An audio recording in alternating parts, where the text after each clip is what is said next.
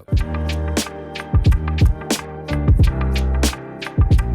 Hey guys, today we'll be introducing you to the second wind kit, an IFAK built for the raid pouch. This will allow you to build out an IFAK immediately when ordering the raid pouch, but will also act as a solid start on an IFAK or just a great refill for your current IFAK. These kits were put together by North American Rescue and with the assistance of experienced medics alongside, of course, our input and a focus on the raid pouch and fitting inside of it. So let's get into the kit.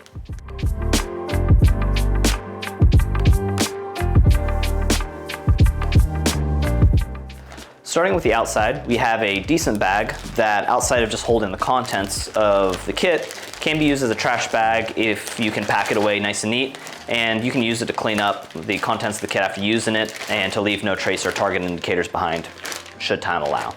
Inside we have a content card, just lists all the stuff inside of it, and you'll find a Gen 7 cat tourniquet, combat gauze, 2 wound packing gauze, 2 elastic bandages, a twin pack of chest seals, NPA with lube, decompression needle, benzoin tincture, a survival wrap, a casualty card with accessory cord, and a set of bear claw gloves.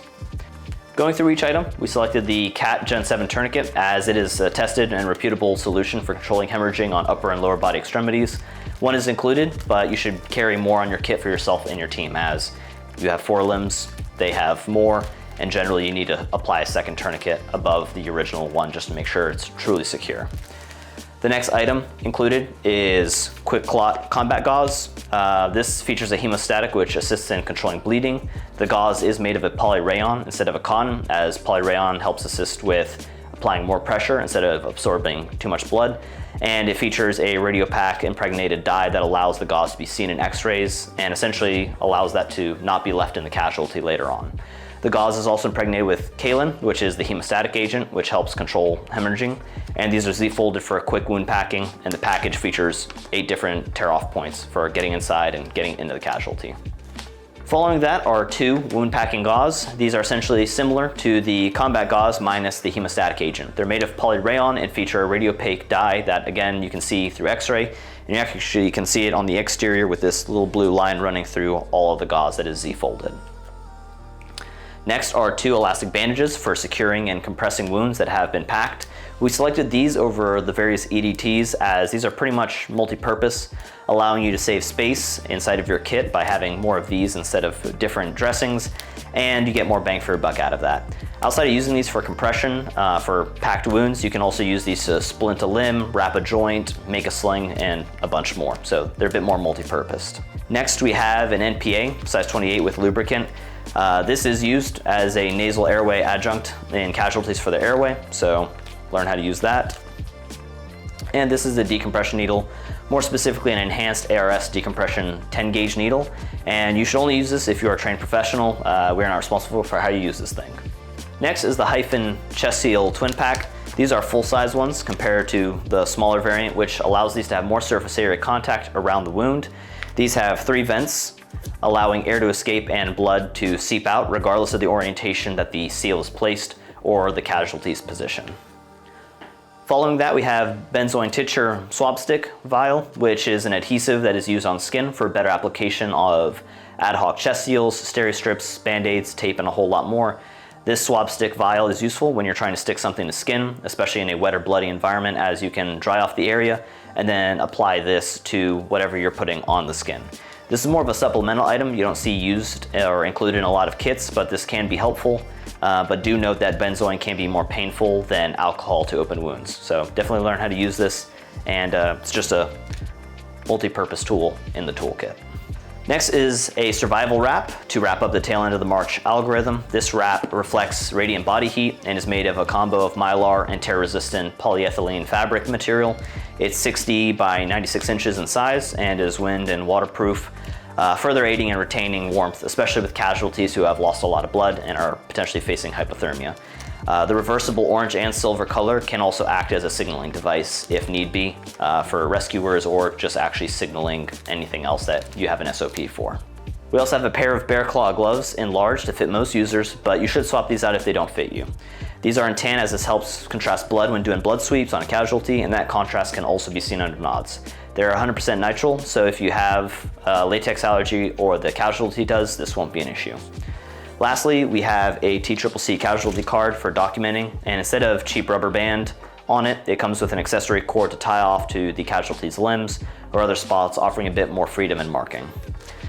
All of this can fit in the raid pouch, and we'll show you how we packed it out. But that said, you don't have to use all these components. You can make this kit your own, supplement more things into it, remove others. It's up to you, but we'll run you through how this kit itself actually goes into the raid pouch.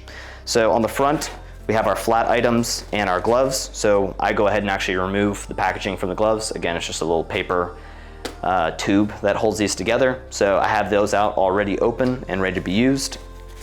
The casualty card in that flat pocket in the front, and then the benzoin in the front. You can also have room for additional items if you need in that front pocket. At the bottom is of course the prepped tourniquet there.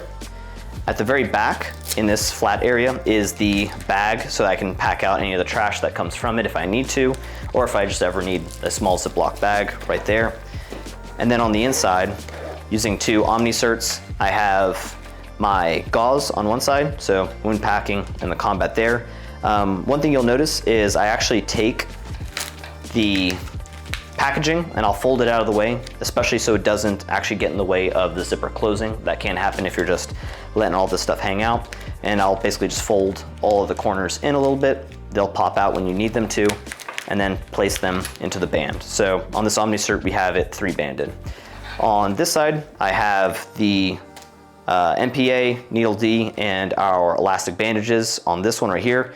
Have it all set up so that it is set up for 2 larger ones and 2 smaller ones on the flanks. So the Omnicert allows you to kind of set it up how you want. And then in the very back is where I have the chest seals. Again, I kind of fold that packaging just to kind of contour to the pouch itself. And then the survival wrap. I am keeping it in the packaging, as once it kind of comes out, it's impossible to really put it back in. So it's pretty compact here until you need it. So all of this goes in the flat pocket in the back.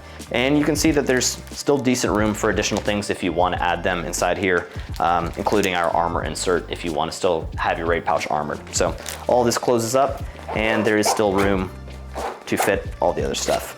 This stuff I'll just go ahead and put back in there just by sliding it all in, tucking the accessory cord deep in there, sticking smaller things at the bottom, and then prepping the gloves in a flat manner so they don't get caught up in the zipper, and they're at the top so that they can be grabbed first and they're not getting dirty in the elements or anything else like that. So that is how we pack the second wind kit into the raid pouch.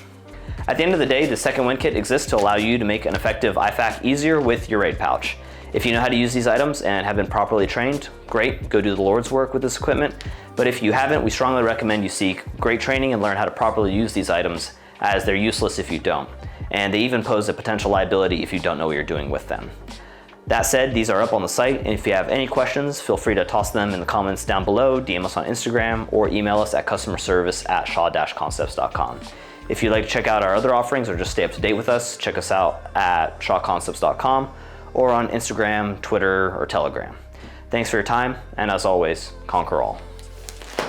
Yep.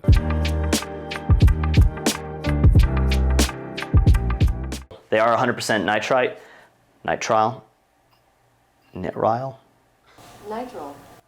All right, nitrile. That's how I'm gonna say it. These are 100% nitrile.